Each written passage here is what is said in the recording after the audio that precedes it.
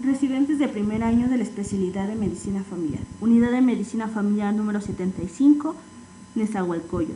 Presentan el tema Evaluación de factores de riesgo por edad y sexo, esquema de inmunizaciones, detecciones oportunas, a cargo del equipo número 1, integrantes Ángeles Jalapa Lirae, Chávez Núñez Rafael, Santiago Gaitán. Hablaremos de la Cartilla Nacional de Salud enfocada a mujeres de 20 a 59 años de edad. Como primer rubro hablaremos de la evaluación y la vigilancia del estado nutricional. Es fundamental conocer el estado nutricional del mayor porcentaje de nuestra población. Esto para poder hacer las intervenciones adecuadas, pertinentes en materia de salud. Estas evaluaciones y vigilancia se recomienda realizar una vez al año, tomando en cuenta el peso, la medición de cintura e índice de masa corporal. En cuanto a la medición de cintura, es importante tener en cuenta que esta circunferencia demuestra que las personas con grasa abdominal tienden a mayor riesgo de presentar enfermedades.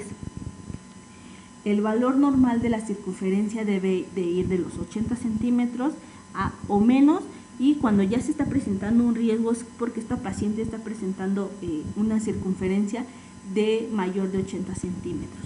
En cuanto a la orientación alimentaria, la desnutrición, el sobrepeso y la obesidad, se deben de realizar estas detecciones 2 veces por año, ya que pues conocemos que la prevalencia de obesidad y comorbilidades asociadas son un serio problema de salud pública en nuestro país, no solo porque afecta la calidad de vida, sino porque también involucra pues importantes gastos económicos.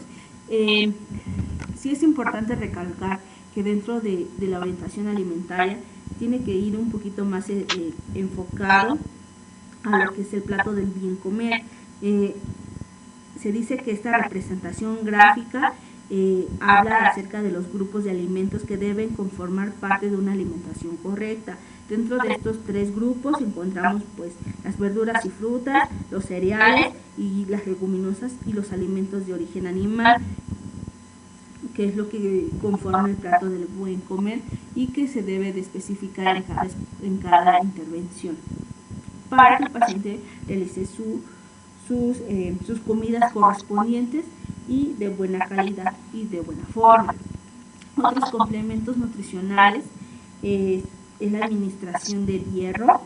Esta administración de hierro se basa tanto en mujeres embarazadas como mujeres no embarazadas. Las recomendaciones que se realizan es de embarazadas desde el diagnóstico del embarazo, y la frecuencia es durante todo el embarazo.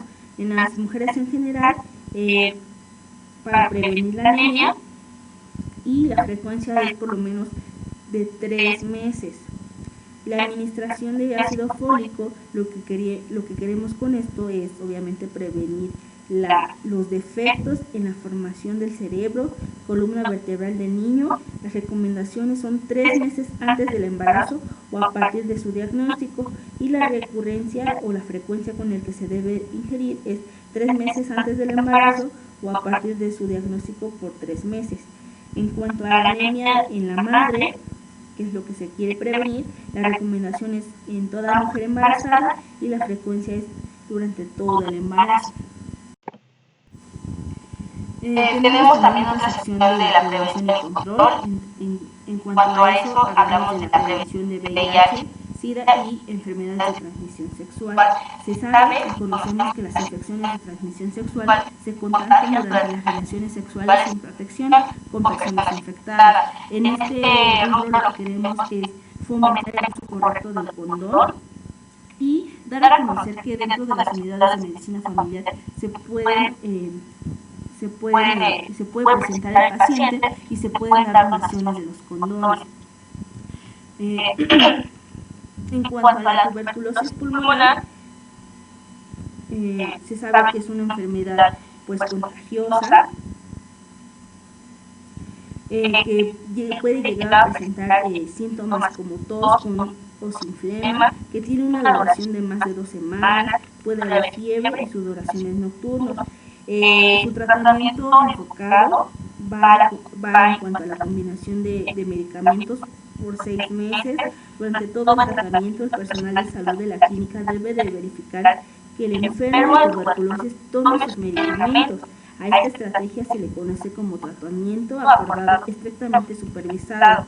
Si un paciente no toma el tratamiento como se indica o se suspende antes de completar el esquema, corre con el riesgo de que la bacteria se vuelva resistente a uno o más medicamentos y haga más difícil la remisión del padecimiento y que pueda contagiar a las personas con las que convive. En cuanto a la salud bucal, se recomienda que estas intervenciones se hagan por lo menos cada 6 meses o una vez al año, sobre todo para prevenir la caries dental y enfermedades de la encía, además de que pues con estas visitas queremos realizar las detecciones de la placa bacteriana, enseñanza de la técnica y el correcto, bueno, obviamente la correcta técnica del cepillado dental, la enseñanza y el uso del hilo dental y las revisiones de tejidos bucales e higienes de prótesis. También tenemos otro apartado importante en cuanto a la mujer embarazada. Se dice que estas intervenciones se deben de realizar específicamente al tercer mes y obviamente la aplicación es de flúor y las aplicaciones serán cada 2 meses. Continuando con la prevención y control, tenemos el examen clínico de la mama para prevenir el cáncer de mama. La recomendación es de que se realice a partir de los 25 años de edad y se haga cada año. En cuanto a la mastografía, igual enfocado a identificar el cáncer de mama, se recomienda que sea a partir de los 50 años, siempre y cuando no tenga antecedentes, y de ahí cada 2 años. En las personas que cuenten con antecedentes familiares cercanas como madre, hermanas o hijas, sí se debe de realizar a la edad de los 40 años. En cuanto al estudio del Papa Nicolau, para identificar el cáncer cervicouterino, se debe realizar a partir de los 25 años, cada 3 años, después de 2 resultados negativos. Otras detecciones de enfermedades son la diabetes. El estudio que se realiza es la medición de la glucosa capilar. Las recomendaciones es cada 3 años a partir de los 45.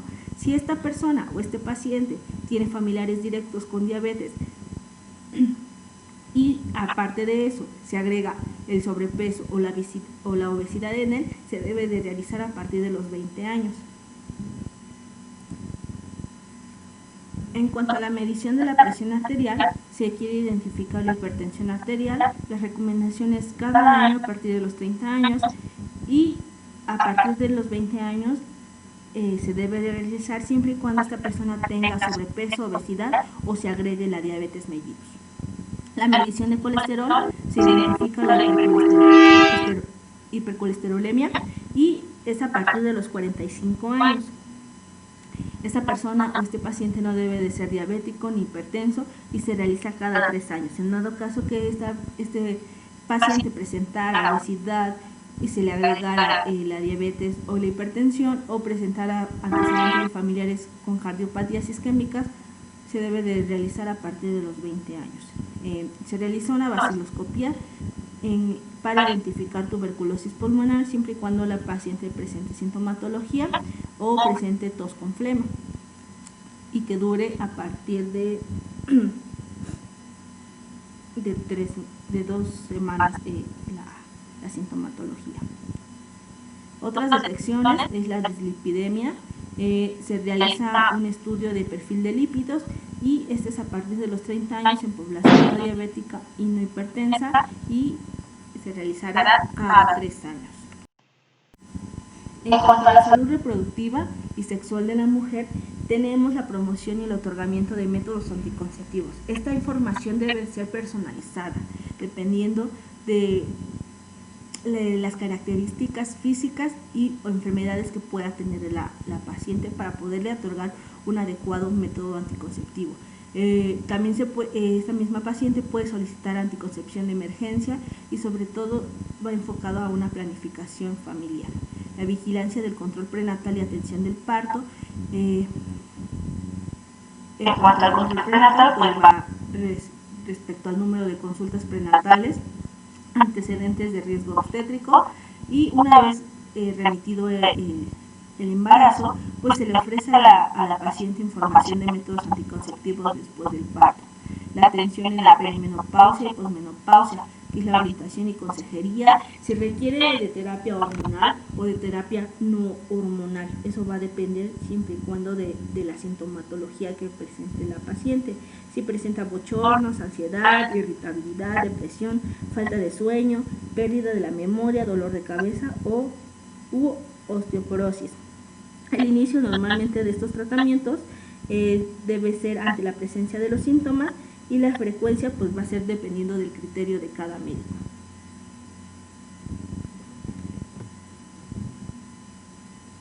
En cuanto a las infecciones de transmisión sexual, igual se orienta y se aconseja sobre los derechos sexuales y reproductivos. Se da información acerca de cómo prevenir y protegerse contra VIH, SIDA y otras infecciones de transmisión sexual. Sabemos que las enfermedades de transmisión sexual pues son enfermedades son un grupo de enfermedades que se contagian durante las relaciones sexuales sin protección y pueden ser causadas por virus, bacterias, hongos u otros gérmenes. Algunas de las cuales se pueden presentar tricomoniasis, clamidiasis, candidiasis, gonorrea, sífilis, herpes, condilomas, hepatitis virales, inclusive presentar el VIH o SIDA. En cuanto a esta consejería, sí se recomienda el uso adecuado del condón a cada uno de estos pacientes y fomentar las prácticas sexuales correctas.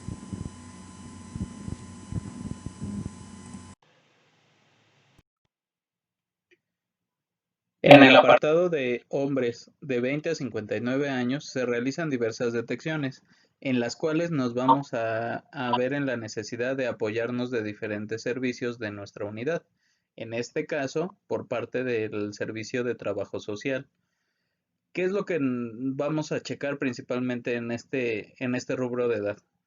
Van a ser estos apartados que serían de salud mental, prevención de violencia y prevención y tratamiento de adicciones. En cuanto a salud mental, principalmente debemos de tomar en cuenta el hecho de que se debe de dirigir a hombres para motivarlos a desarrollar la resiliencia. ¿Qué es eso? ¿Cómo deben de afrontar las adversidades o la pérdida de algún familiar, la pérdida de algún empleo? Para eso nos vamos a ver en la necesidad de la valoración por parte de trabajo social y el uso de sesiones educativas. Igualmente, se pueden realizar sesiones informativas para la promoción de los estilos de vida saludable y reforzamiento de actitudes positivas.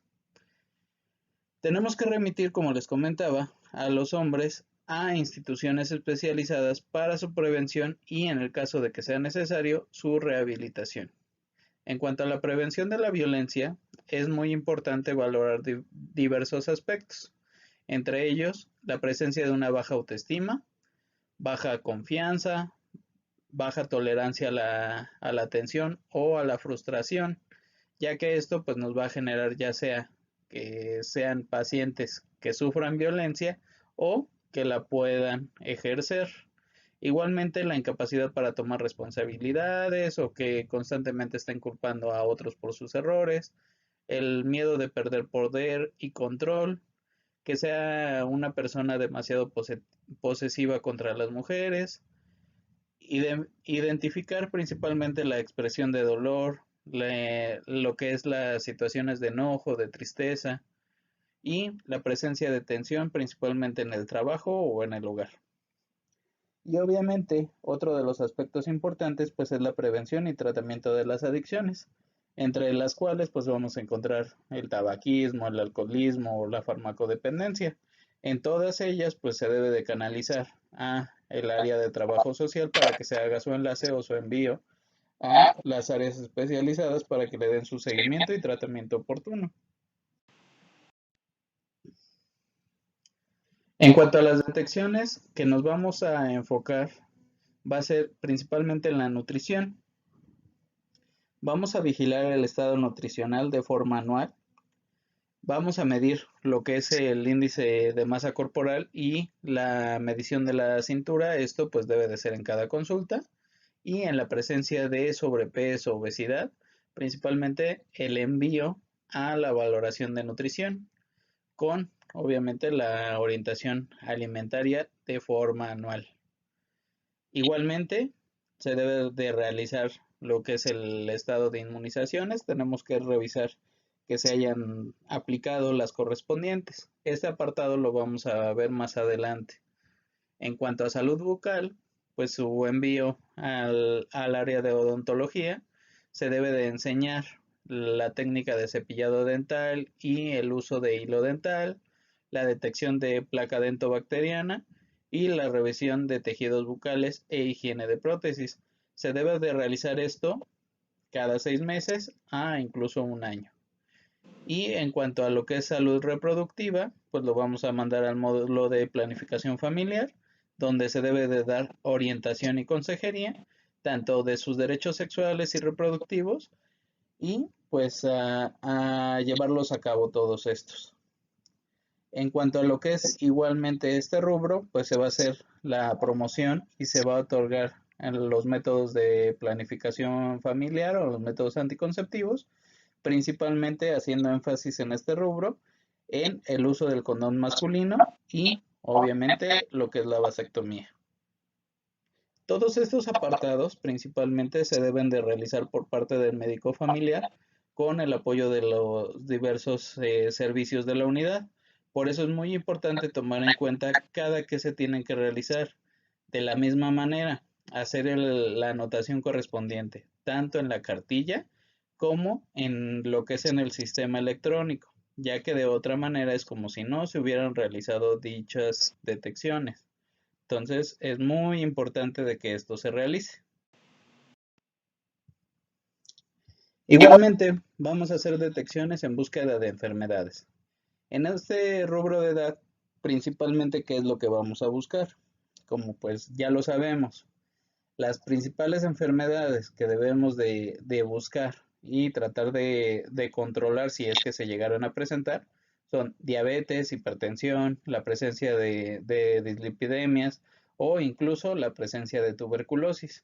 Para eso, pues vamos a realizar las diversas mediciones y las detecciones oportunas. En cuanto a diabetes, se va a realizar cada 3 años a partir de que el paciente cumpla los 45 años de edad.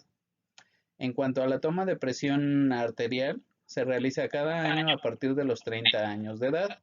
Y en cuanto a la detección de dislipidemias, va a ser cada 3 años a partir de los 45 años en población no diabética o no hipertensa.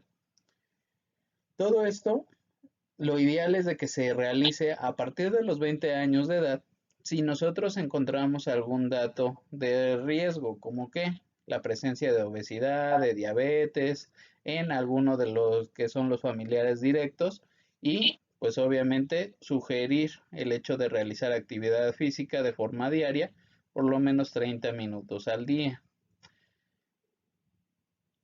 En cuanto a la actividad física, principalmente debemos de tomar en cuenta la forma en la que se debe de realizar, como viene aquí marcado.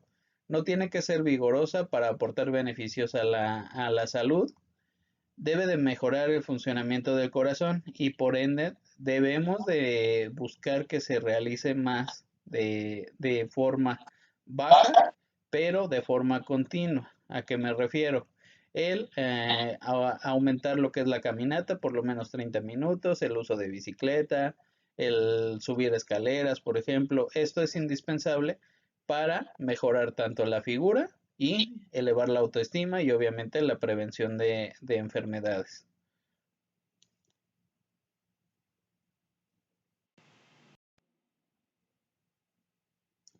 En cuanto a lo que son la prevención de accidentes, estas medidas deben de estar dirigidas a reducir los factores de riesgo. ¿A qué me refiero? Si encontramos alguna situación de riesgo, en este caso, que impida al paciente que pueda caminar de forma adecuada, pues se debe de aumentar las medidas de atención a este paciente. Por ejemplo, si tuvo algún accidente que le impida el caminar de forma adecuada, pues tendrá que estar en un primer piso. libre de objetos o libre de algún riesgo que le pueda originar algún otro accidente como una caída, ya sea esto en el trabajo, en la vía pública, en el hogar o incluso si es que realiza algún tipo de deporte, pues igual tratar de buscar estos factores de riesgo para prevenir estos accidentes. Esto lo tenemos que hacer pues en cada consulta y es muy importante. En cuanto a las infecciones de transmisión sexual y VIH, se debe de proporcionar a los hombres principalmente el uso adecuado del condón. Igualmente se le debe de dar pláticas acerca de las enfermedades principales de transmisión sexual y obviamente haciendo énfasis en el VIH, en la gonorrea, en la sífilis, clamidia, en lo que es el herpes y la tricomoniasis.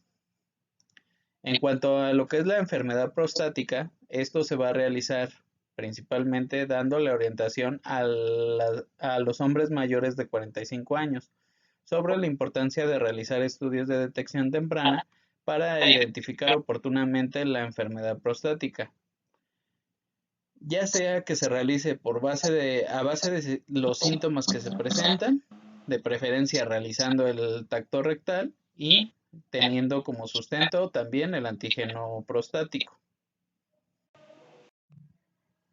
Vamos a hablar ahora de la Cartilla Nacional de Salud del Adulto Mayor. Esta abarca las personas mayores de 60 años y más, incluyendo hombres y mujeres. Realmente las detecciones son las mismas que ya mencionaron mis compañeros que se realizan con los hombres y mujeres de 20 a 59 años.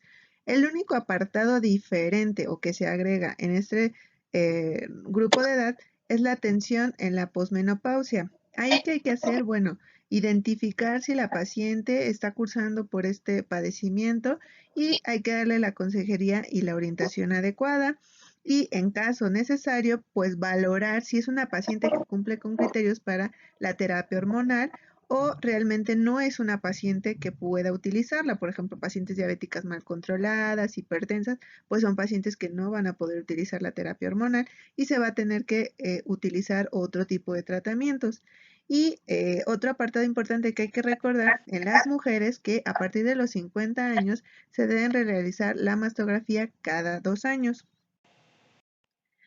Por último, vamos a mencionar el rubro de las vacunas en este apartado de hombres y mujeres de 20 a 59 años.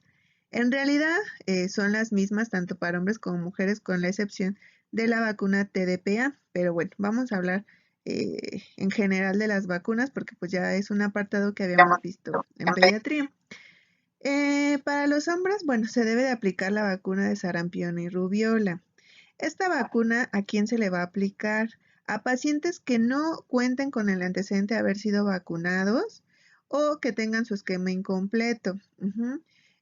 Recordando que esta vacuna se aplica hasta los 39 años. Entonces, pacientes de 20 a 39 años se pueden aplicar. Si no tiene antecedentes de vacuna, se aplica la primera dosis y en un mes se aplica la segunda dosis. Si ya tiene el antecedente de haber sido vacunado, pero fue incompleta su esquema, pues solo se aplica dosis única y nada más. Aquí recuerden algo importante, siempre antes de enviar a una paciente, sí, sobre todo una paciente, a aplicar esta vacuna, debemos asegurarnos que no esté embarazada. Que no haya sido transfundida hace una semana, 2 semanas. Debemos esperar 3 meses si la paciente fue transfundida. También si son pacientes con VIH, que es a uno de los pacientes que se les puede aplicar, debemos interrogar o darnos cuenta si el paciente no está cursando con síntomas, es decir, que ya tenga SIDA. Si es el caso, no se puede aplicar la vacuna porque hay que recordar que es una vacuna de virus atenuados. ¿Eso qué quiere decir? Que pues, si se le aplicamos a un paciente con SIDA, pues nosotros vamos a generar más problemas puesto que podemos desencadenar la enfermedad como tal de sarampión y rubiola.